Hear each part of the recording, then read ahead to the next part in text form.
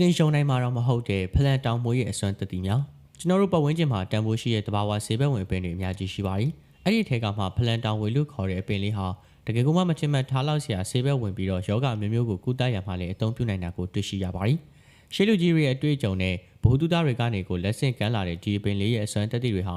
ခင်မီဆေးပညာနဲ့ပေါင်းဆက်ပြီးတော့ပို့ပြီးတော့တောင်မှအသုံးဝင်လာနေပါပြီ။ဖလန်တောင်ဝေးရဲ့အမြစ်ကိုထောင်းထုပြီးတော့နှာစေးချောင်းဆူအဖျားအစာမကြေလီနာစားတဲ့ခြေခံယောဂတွေအတွက်ဆေးမီတို့ဖြစ်ကိုမှအသုံးပြုခဲ့ကြတယ်လို့သိရပါတယ်။ဒါပြင်ကမှရေပြားယောဂတွေနဲ့မွေကြိုက်တာမျိုးအတွက်လည်းအနာလိမ့်ဆေးဖြစ်ကိုအသုံးဝင်ခဲ့ပါတယ်။ဒါတွေမကသေးပါဘူး။ဖလန်တောင်ဝေးကိုအချောက်လှန်အမှုတ်လုပ်ပြီးတော့အုံးစီနဲ့ရောပြောက်ကလိမ့်ပေးယုံနဲ့အမျိုးသမီးများရဲ့တအိမ်ရှာတအိမ်ကြတအိမ်အောင်ချင်းစားတဲ့ယောဂဝေဒနာတွေပြင်ကိုမှအမျိုးသားများမှာဖြစ်တဲ့ဥကြခြင်းတူနာယောဂတွေအတွက်ပါတက်တာပြောက်ကင်းစေတယ်လို့ဖော်ပြထားပါတယ်။အမျိုးသမီးငယ်လေးတွေမှာဖြစ်တဲ့ရှင်သားအစီအခြေဖို့အတွက်လည်းဖလန်တောင်ဝေးပင်ကအနုအရင်တွေကိုထုချေပြီးတော့အကျိတ်ပေါ်အုံမေးကအဝေးစီးပေးမယ်ဆိုရင်တော့အကျိတ်ကျေစေပါတယ်။ဒါပြင်ကမှဖလန်တောင်ဝေးဟာလည်းတစ်နှစ်မှတစ်ချိန်တာပေါ်တဲ့ရာသီစာဖြစ်ပေမဲ့သူ့ကိုဆေးဘက်ဝင်အောင်လို့ဟင်းလျာဖြစ်ကိုဖန်တီးပြီးတော့စားသုံးနိုင်ပါတယ်။နိုတိုင်းမိခင်တွေမှာဖြစ်တဲ့နိုးမထွက်တာနိုးပူတာရှားရင်တာနိုးအနာပေါက်တာ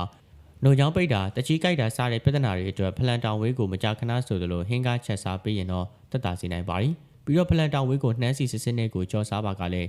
ချောင်းဆူယောဂနဲ့နှလုံးအားနေပြီးတော့နှလုံးတုံယောဂတို့ကိုလည်းတက်တာစေနိုင်ပါတယ်။ငခုနဲ့ရောပြီးတော့ချက်စားပေးမယ်ဆိုရင်တော့ကာမအားကိုတိုးပွားစေနိုင်တယ်လို့လည်းသိရပါတယ်။သွေးဝယောဂပျောက်ကင်းခြင်းနဲ့ဆိုရင်တော့ငါးတိုင်းဒါမှမဟုတ်ရင်ပစုံနဲ့ရောပြီးတော့ချက်စားရုံပါပဲ။အမေသားနဲ့ချက်စားပေးခြင်းအပြင်တော့စီးရွှင်စေပြီးတော့ကြောက်ကက်ကိုကြမ်းပါစေပါတယ်။ဒါတွေမကသေးပါဘူး။ရေချက်သားနဲ့ချက်စားမယ်ဆိုရင်လည်းစီးကြောက်တယ်ခြင်းစီးပူခြင်းစီးအောင်ခြင်းစီးရနေခြင်းစီးကြံခြင်းစီးဝါခြင်းစားတဲ့စီးနဲ့ပတ်သက်တဲ့ယောဂတွေကိုလည်းပျောက်ကင်းစေနိုင်ပါတယ်။ပစုံစဲလေးတွေနဲ့ကြောစားပေးမယ်ဆိုရင်လည်းလေကောင်းသွေးကြခြင်းတို့ကိုတက်တာစေပါတယ်။ဇမင်ဖြူခြင်းနဲ့သွေးဆုံးကင်ဝေဒနာတွေအတွက်လည်းဖလန်တောင်ဝေးကိုမေ့ထားလို့မရပါဘူး။ကမွန်ကြီးရွက်နဲ့ရောပြီးတော့ကြောစားရင်ဇမင်ဖြူခြင်းနဲ့သွေးဆုံးကင်ဝေဒနာတွေကိုတက်တာစေနိုင်ပါတယ်။ဖလန်တောင်ဝေးဟာလည်းအမြင့်တဲ့ကျွဲဝါတာကြောင့်မကြာခဏဆိုသလိုချက်စားပေးမယ်ဆိုရင်တော့ဝမ်းချုပ်ခြင်းကိုလည်းမဖြစ်စေတော့ပါဘူး။အမျိုးသားဒူလာယောဂအတွက်လည်းလက်တဆုပ်စာပမာဏရှိတဲ့ဖလန်တောင်ဝေးအပင်နဲ့အမြင့်တို့ကိုသုံးခွက်တစ်ခွက်တင်အောင်ကြိုပြီးတော့တောက်တာဒါမှမဟုတ်ရင်အမြင့်ဥကိုကျင်းတကြားနဲ့ရောကြိုပြီးတော့တစ်နေ့နှစ်ကြိမ်ကိုတောက်ပေးတင်ပါတယ်။တလားလောက်ကိုဆွဲပြီးတော့တောက်ပေးမယ်ဆိုရင်တော့တိတိတသားလေးတက်တာလာတာကိုတွေ့ရမှာပါ